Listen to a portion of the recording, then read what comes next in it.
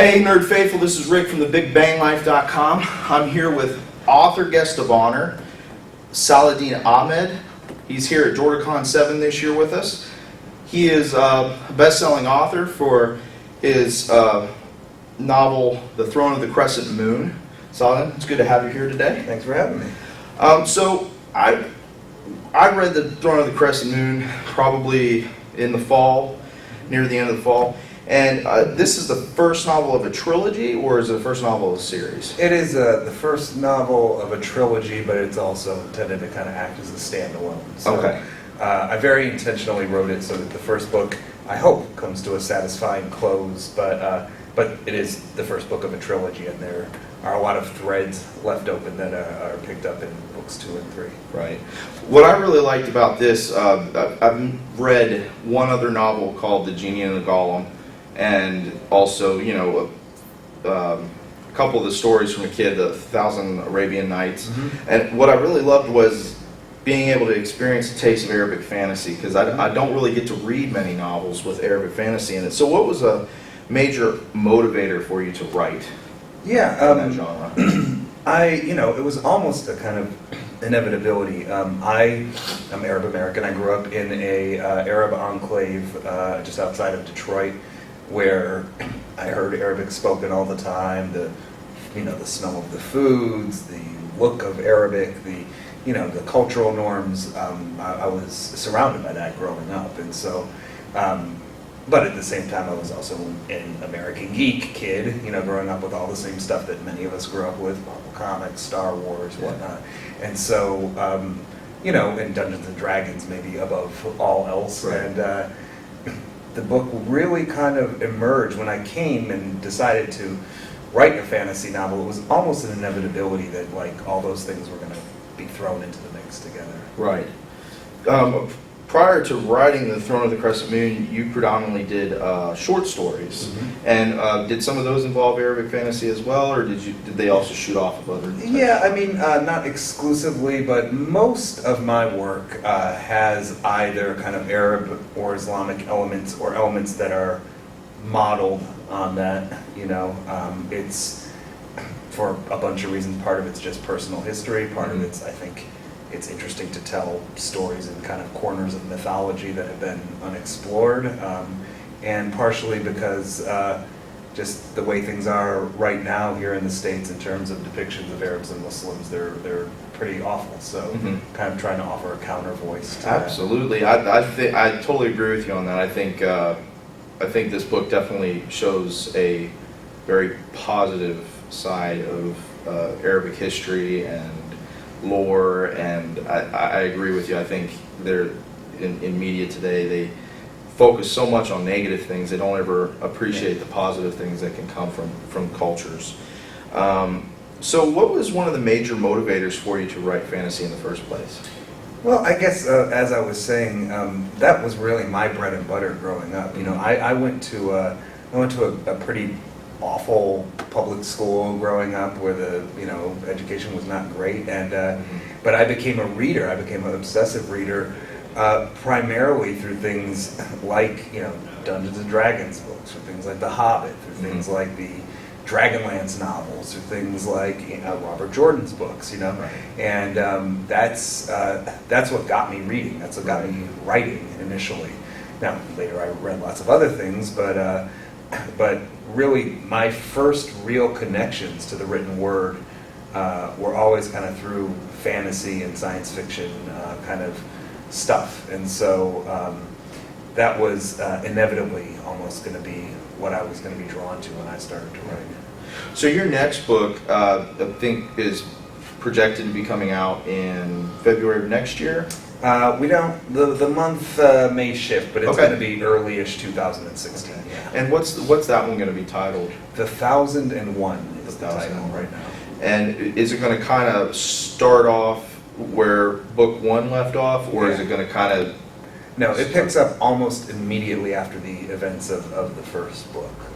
So it's, as I said, I tried to close the first book. Somebody could read my first novel and never read another one, and hopefully they get a complete beginning, middle, and end of a story. Mm-hmm. But the second book picks up right after that ending and kind of starts to explore all the things that were left unanswered in the first book. Another neat little thing that I saw within your novel was the importance of faith and spirituality. And what was your motivation to incorporate that? Well, I guess it was severalfold. I mean, I am a believer, extremely unorthodox Muslim, but I'm a Muslim, and I find that fantasy often has a kind of secularist bent, even when it doesn't intend to. So you have a lot of things like characters saying things like, by the gods, and yet you don't have any sense that these characters really inhabit a universe where they, believe in the efficacy of deities, right? There's sort of, most fantasy, it seems to me, is essentially kind of 20th century, 21st century secular in its outlook on the world. And I think that's, it's both a limited point of view, and it's also not at all what most people in most pre-industrial cultures around the world have, that's not the way they viewed the world, Mm-hmm. The idea of outside deities and having a direct hand in events is what most of humanity's thought for most of history, and I think that it's a bit weird that we see so little of that convincingly evoked in fantasy. So it was important to me just for that reason. Now, there's a separate reason that's very specific to Islam, and again, that people are fed a lot of lies about Muslims, about Islam. And while my world in the novels is a made-up world and it's a made-up religion, it's not Islam per se, anybody with eyes can see that it's influenced by kind of Islam. And so it was important to me to depict, not just to depict faith, but to also depict a range of approaches to faith. So within the book, there are different characters. There are characters who are almost semi-blasphemous in their outlooks. There are characters who are sort of liberal in their outlook. There are characters who are very strict in their outlook. Mm-hmm. And I wanted to just depict this range of approaches to faith. Yeah, and that I love that part about it, showing the, like you said, the different depictions of faith. And I also really enjoyed that it was focusing on, a faith that most people can relate with on a monotheistic level. And I liked how it was still general, and it made the book very intimate with that higher power almost. Mm-hmm. When you're reading it, you're almost like you're feeling those words. Mm-hmm. You're feeling that the scripture that they say in there, and I really enjoyed that aspect of it because I enjoy theology myself, and I got a lot out. I really love that part of it. Thank you. One thing I did notice on your Twitter page, you like to sometimes throw up some comic stuff.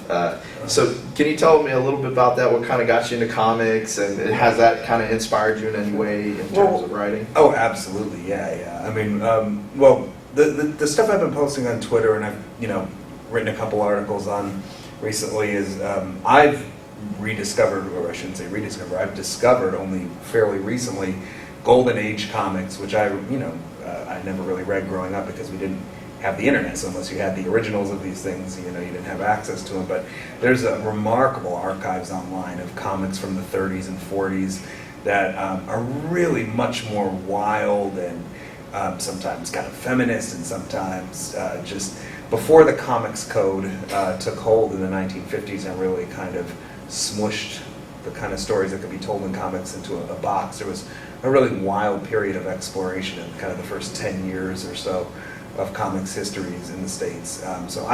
Part of it was I was just fiddling around on these online archives and finding cool stuff, and I would post panels of this stuff that I found interesting, and people started asking me to write some articles about this stuff. So that's a kind of current hobby horse, but that's really just a kind of extension of the fact that I was a hardcore Marvel Comics fanboy growing up. I like some DC stuff, but Marvel, especially with its kind of depiction of these beings with kind of unfathomable powers that are still kind of weighted down by really earthly human frailties.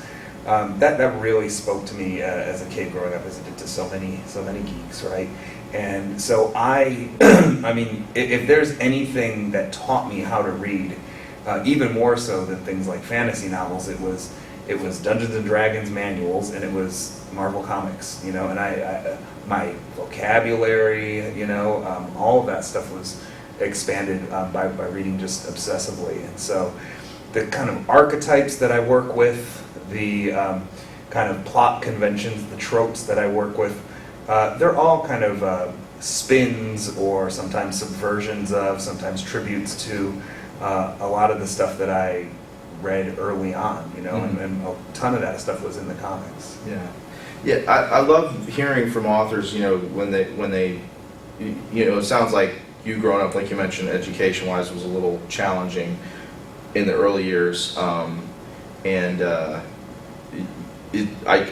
from what you're saying, I mean, you learned everything that you did through, you know, geeky stuff like comics and Dungeons and Dragons, just like all of us at the Big Bang Life really love. And it's really neat when I hear authors say that, you know, they get stuff from when they were very young and inspiring them as they got older. And you went to, if I'm not mistaken, the University of Michigan, correct? I did, yeah. Okay. Uh-huh. Yeah, I'm a Buckeye fan, by the way. Okay. I always like to mess with people that go there. So yeah, you know, it's funny because I'm not a hardcore sports fan, so like the rivalries, I'm sort of like, I know who I'm supposed to hate, but I, you know, most of the time I'm like, right. You know. Exactly. Now, starting out as an author, how challenging was it for you to get recognized? Well, you know, I guess that means what we mean by starting out. It depends on what we mean by starting out. You know, I wrote actually poetry for a number of years, and I learned a lot of my chops writing poems. You know, I grew up immersed in this geek media, and then branched out in my reading and started to read kind of more literary fiction and poetry and stuff like that. And actually, the very first things that I really started publishing were poems in my 20s. And even when I was writing poetry, it was weird poems with like werewolves and djinn and valkyries and stuff like that. And so it had this fantastic element. But so I learned a lot of the ropes of kind of writing, of publishing, of workshopping, and of the importance of kind of you know, familiarizing yourself with markets, all of that kind of stuff. You know, I had maybe a bit more experience with that when I did then branch over and start writing fantasy. I'd learned some of the kind of essentials of the trajectory of trying to get published already, right? So my path, once I actually started writing fantasy to publication, was atypically short. You know, I got the idea to write a fantasy novel and started writing it. I knew from my poetry experience that I liked and needed workshops. So I started looking online for a workshop for fantasy writers, right? And I found a workshop called Taos Toolbox, which is a 2-week workshop focused on novels in New Mexico, run by Walter John Williams. And he brings in other writers.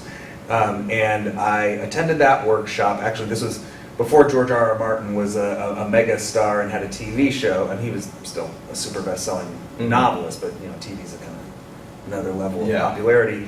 He was one of the guest lecturers there, so I got to meet him. And so I was also living in New York at the time, which in some ways made things a bit easier. I went to Taos Toolbox, I met some writers. A couple of them were like, hey, you live in New York, you should meet this person and this person and that person and that person. I went back to New York and I go to readings there and met agents and editors and stuff like that. So, you know, I was sort of, I had some breaks there as far as that goes. But really what got me into it was writing short stories. So when I went to this workshop with my novel manuscript, everyone was like, you should write some short stories, either in this world or just standalone short stories, and try and publish those as a way to kind of get your name out there, build cred, as it were.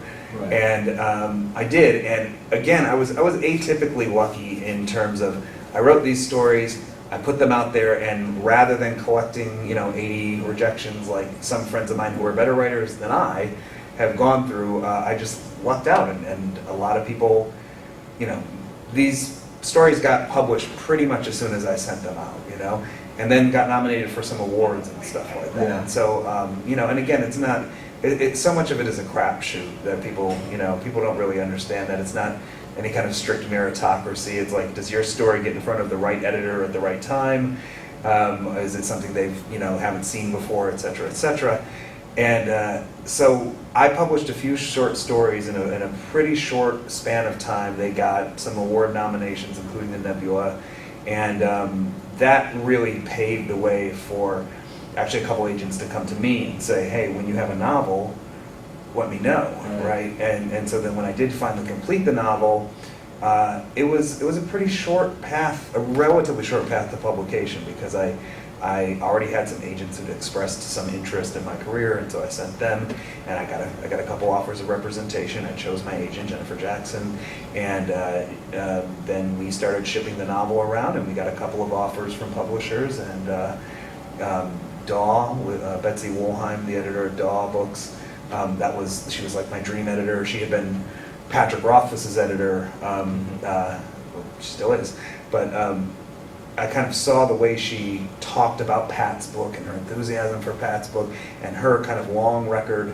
and I was like, that's what I want to be my editor, and I was lucky enough that she liked my book and picked it up. So, but I should say that's a very atypical path. Mm-hmm. Most people, and again, including people who are way better than I am, have had to go through a much longer struggle, and you know, people.